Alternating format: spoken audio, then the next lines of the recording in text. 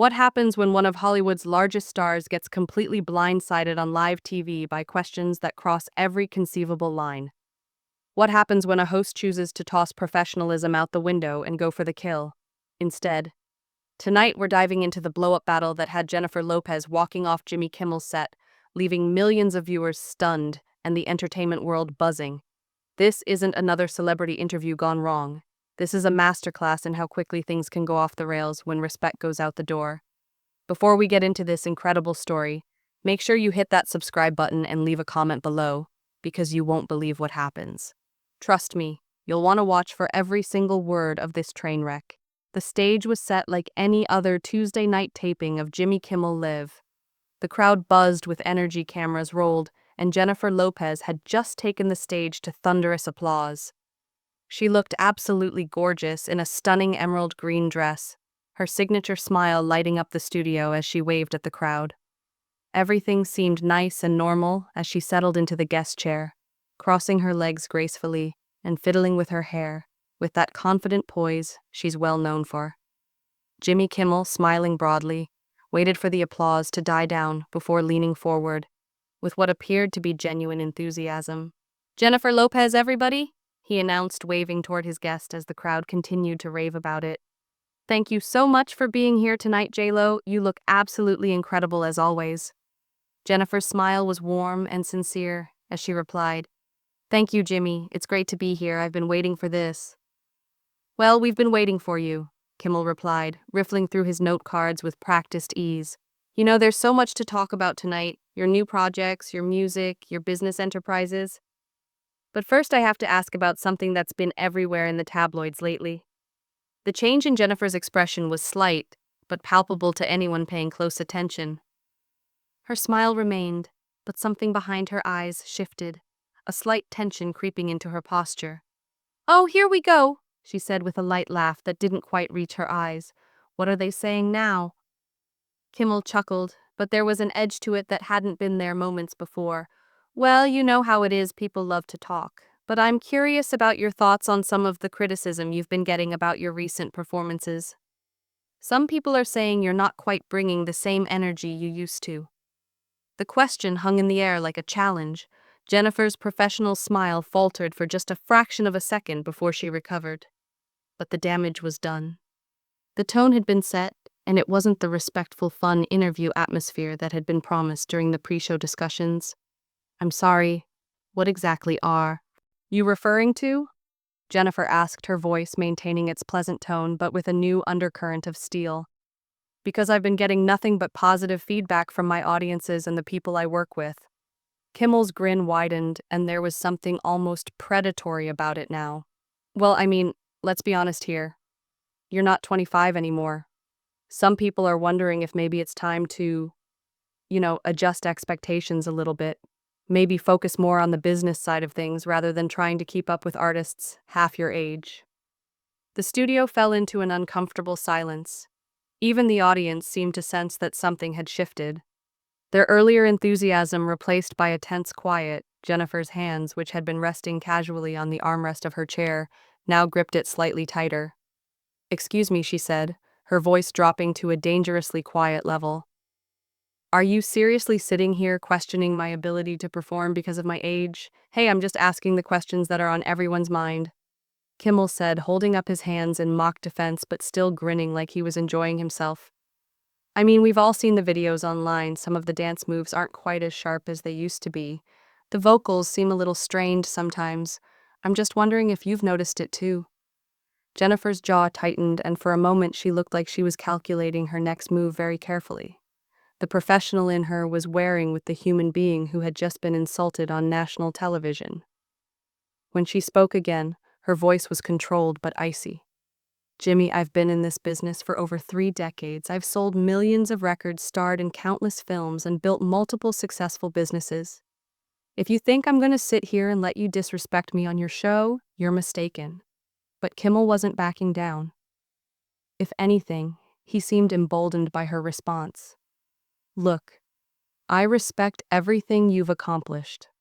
I really do. But come on, we're all adults here. Can't we have an honest conversation about the reality of aging in Hollywood?" I mean, it happens to everyone eventually. The reality of aging. Jennifer's voice rose slightly and she leaned forward in her chair. The reality is that I'm at the top of my game and I work harder than people half my age. The reality is that you're sitting here trying to tear me down for what ratings entertainment. The audience was completely silent now, sensing they were witnessing something unprecedented. This wasn't the lighthearted celebrity banter they had expected. This was turning into something much more serious, much more personal. Kimmel's response would prove to be the moment everything truly went off the rails. Instead of recognizing he had pushed too far, instead of offering an apology or steering the conversation in a different direction, he doubled down with a comment that would make headlines around the world. "I'm just saying maybe it's time to be realistic about where you are in your career," he said, his tone becoming more condescending with each word. "I mean, how long can you keep pretending you're still the Jenny from the block? At some point, don't you think it becomes a little desperate?" The word desperate hit Jennifer like a physical blow. Her eyes flashed with a fury that had been building since the interview began. And in that moment, everyone in the studio knew they were about to witness something explosive. The carefully constructed facade of celebrity politeness was about to crumble completely, and Jimmy Kimmel had no idea what he had just unleashed. Section 2. The silence that followed was deafening. Jennifer Lopez sat perfectly still for what felt like an eternity. Her eyes locked on Jimmy Kimmel with an intensity that could have melted steel. When she finally spoke, her voice was so quiet that the studio microphones had to strain to pick it up, but every word carried the weight of decades of experience dealing with people who underestimated her. "Did you just call me desperate?" she asked, each word measured and deliberate. "Did you actually just sit there and call me desperate on national television?" Kimmel's grin faltered for the first time since the interview began, but his arrogance kept him from recognizing the danger he was in. "I mean, if the shoe fits," he said with a shrug that was meant to look casual, but came across as dismissive. "Look, I'm not trying to be mean here, I'm just being honest. Isn't that what good television is about?" Honest conversations. Jennifer's laugh was sharp and humorless. "Honest conversations? Is that what you call this? You ambush me with disrespectful questions, make comments about my age, like I'm some washed-up has-been, and then you call me desperate when I defend myself. That's your idea of honest television." "Hey, I didn't write the headlines," Kimmel said, gesturing vaguely toward his desk where his note cards lay scattered. "I'm just asking about what people are already talking about. Isn't it better to address these things head-on, rather than pretend they don't exist?" The patronizing tone in his voice was unmistakable now, and Jennifer's composure was hanging by a thread. She uncrossed her legs and leaned forward, her posture shifting from relaxed celebrity to someone ready for battle. "What people are talking about?" She repeated, her voice rising with each word. "You mean what tabloid writers are making up to sell magazines and get clicks? You mean the garbage that bitter people spread online because they can't stand to see a woman succeed for 30 years straight? That's what you want to have an honest conversation about?" Kimmel held up his hands again, but this time his gesture looked less confident and more like someone trying to calm down an angry animal. Okay, let's take it down a notch here. I didn't realize this was such a sensitive topic for you." Sensitive. Jennifer's voice cracked like a whip. "You think this is about being sensitive? This is about respect, Jimmy. This is about basic human decency. Something you clearly don't understand." The audience was shifting uncomfortably in their seats. Now, this wasn't the entertainment they had signed up for. Some people were looking around nervously, as if they expected security to step in at any moment. Others were pulling out their phones, recognizing that they were witnessing something that would be talked about for years to come. But Kimmel, whether out of stubbornness or a complete lack of awareness, decided to push even further. "Look, I get that this is hard to hear, but sometimes the truth hurts. You're Jennifer Lopez, you're a legend, but even legends have to face reality. Eventually, Madonna went through this, Cher went through this.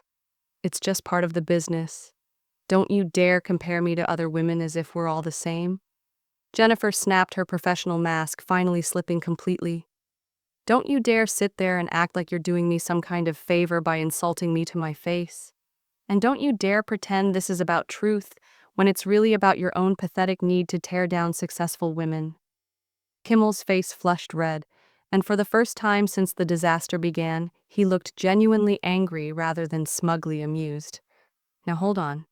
Just a minute. I've had plenty of successful women on this show and I've never had any problems with them. Maybe the problem isn't me. Maybe the problem is that you can't handle a little criticism. The words hung in the air like a lit fuse, and everyone in the studio seemed to hold their breath waiting for the explosion. Jennifer stared at him for a long moment, and when she spoke again, her voice was deadly calm. A little criticism, she repeated slowly. Is that what you think this is? You bring me on your show under the pretense of a normal interview, then spend the entire time questioning my talent, my relevance, my age, and my career choices. You call me desperate. You suggest I should retire, and you compare me to other women, as if we're all interchangeable parts in your little entertainment machine. And you call that a little criticism.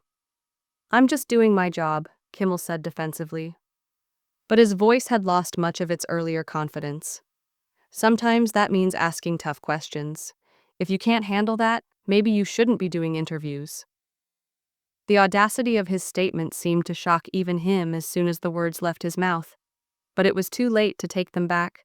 Jennifer's eyes widened in disbelief, and for a moment she looked like she couldn't quite process what she had just heard. If I can't handle it, she said, her voice barely above a whisper, but somehow more frightening than if she had been shouting. If I can't handle it, Jimmy, I've been handling people like you. My entire career, I've been dealing with men who think they can diminish me, dismiss me, and disrespect me since I was a teenager trying to make it in this business. The one difference is that most of them were smart enough to do it behind my back instead of to my face. On national television, she stood up abruptly, her chair scraping against the floor with a harsh sound that echoed through the silent studio. The movement was so sudden and decisive that several audience members gasped.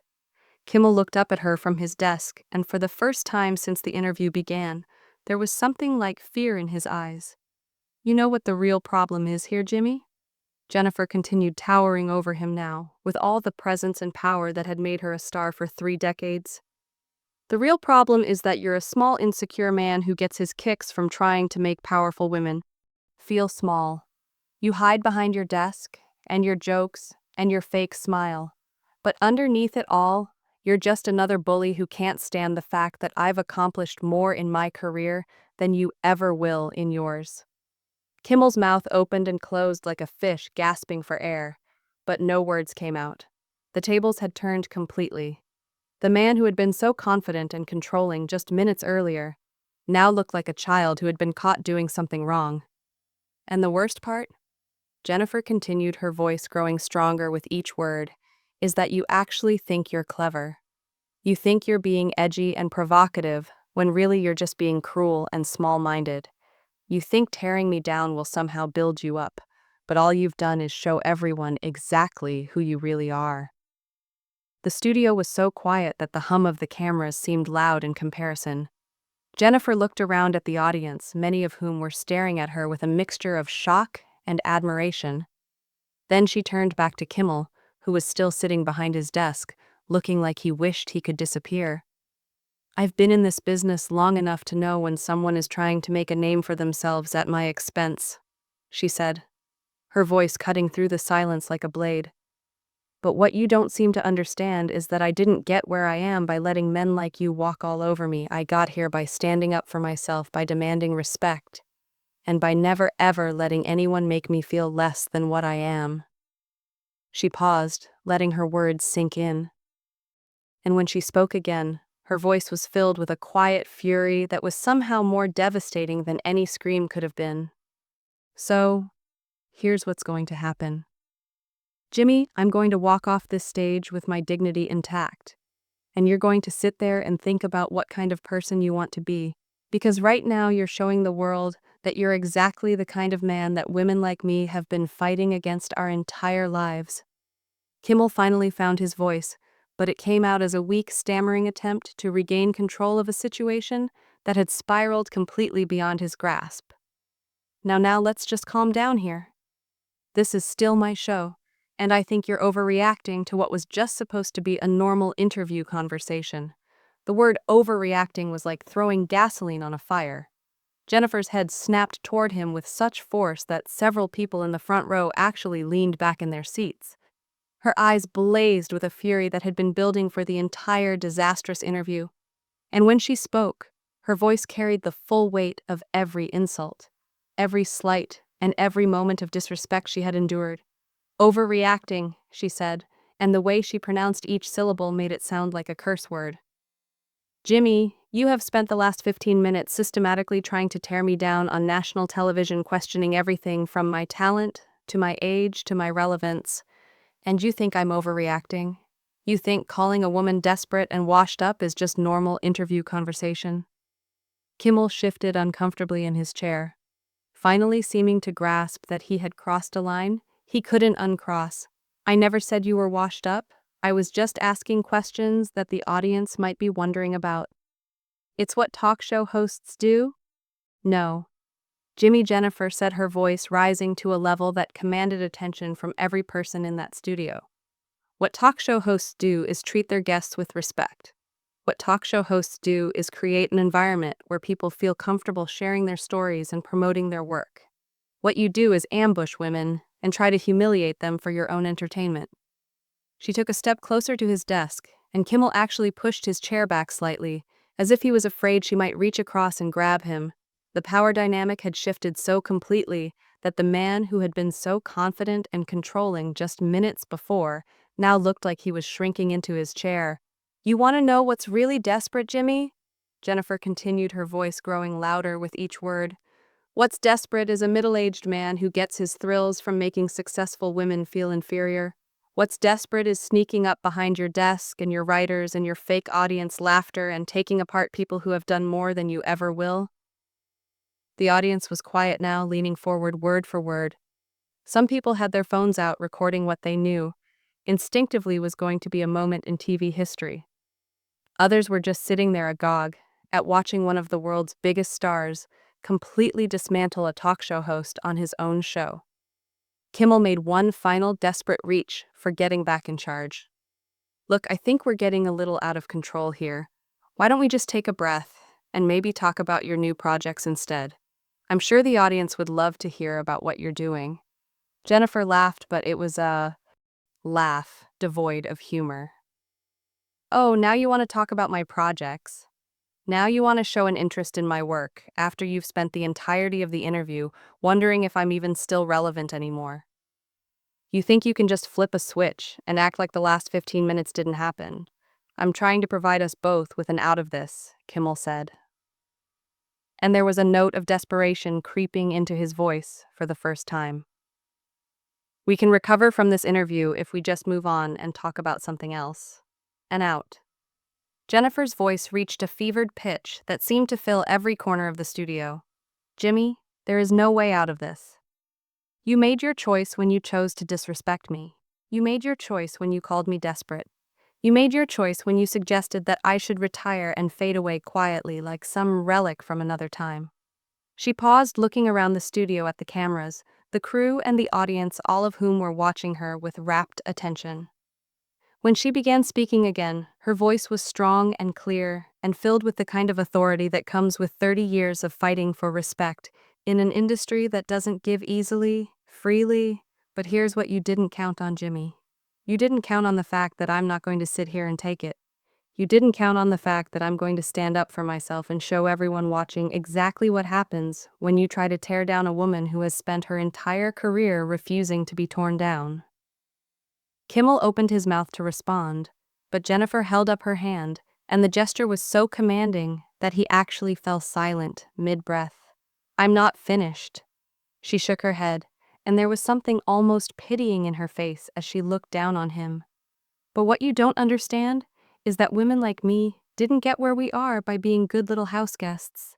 We got here by fighting for every shred of opportunity we earned, by constantly proving ourselves over and over and over again, and by never letting anyone tell us that we don't belong." The studio was so silent that the sound of Jennifer's heels clicking on the floor seemed to echo as she took another step toward Kimmel's desk. "So this is what's going to happen," she said, her voice falling to a level that somehow sounded more menacing than if she had been shouting, I'm going to walk off this stage, and everybody watching is going to get a good look at what kind of man you are. They're going to know behind all the jokes and the smiles and the fake charm, you're just another bully who gets off on trying to make powerful women weak. Kimmel made one final pathetic attempt to save what was left of his face. Jennifer, please, can we just wrap up the interview? We can edit out anything you don't like. The suggestion clearly angered her more than anything else he'd said that evening. Her eyes flared with new fury, and when she spoke, her voice was thick with a revulsion that was tangible. "Edit it out," she repeated, incredulous. "You think I want to censor what happened here tonight? You think I'm embarrassed standing up for myself, Jimmy? This is what I want people to see. I want them to see that which happens when you disrespect Jennifer Lopez. You disrespect me. I want them to see that I don't back down from bullies even when they have their own TV show." She turned to the audience and addressed them directly for the first time since the debacle began. "Ladies and gentlemen, this is what it looks like when a man tries to belittle a woman and fails. This is what it looks like when someone underestimates exactly with whom they're dealing." Then she turned to Kimmel, and her last words to him were delivered in a quiet, cold fury that seemed to chill the air in the studio. "And Jimmy, since you're so concerned with honesty and having honest conversations, let me be honest with you. You are a pathetic excuse for a host, an even worse excuse for a man. And if you think I'm going to sit here 1 second longer and listen to your trash, you're out of your damn mind." She waited for the words to sink in, and then she delivered the line that would play out 1,000,000 times across social media and news websites everywhere.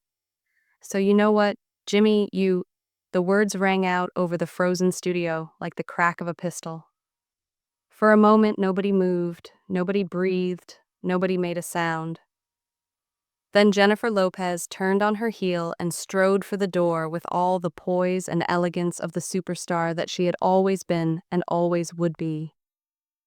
Her heels clicked on the floor in measured rhythm as she marched across the stage past the gaping audience, past the stunned crew members, past the still-rolling cameras, covering every second of her triumphant exit. She didn't look back. She didn't waver. She didn't give Jimmy Kimmel or anyone else in that studio another second of her time or attention. And as the studio doors slammed shut behind her, leaving Jimmy Kimmel sitting alone at his desk, staring into the face of a silent audience and a crew that was stuck for its next move. One thing was crystal clear. Jennifer Lopez had just delivered the most gut-wrenching takedown in talk show history, and Jimmy Kimmel would never recover.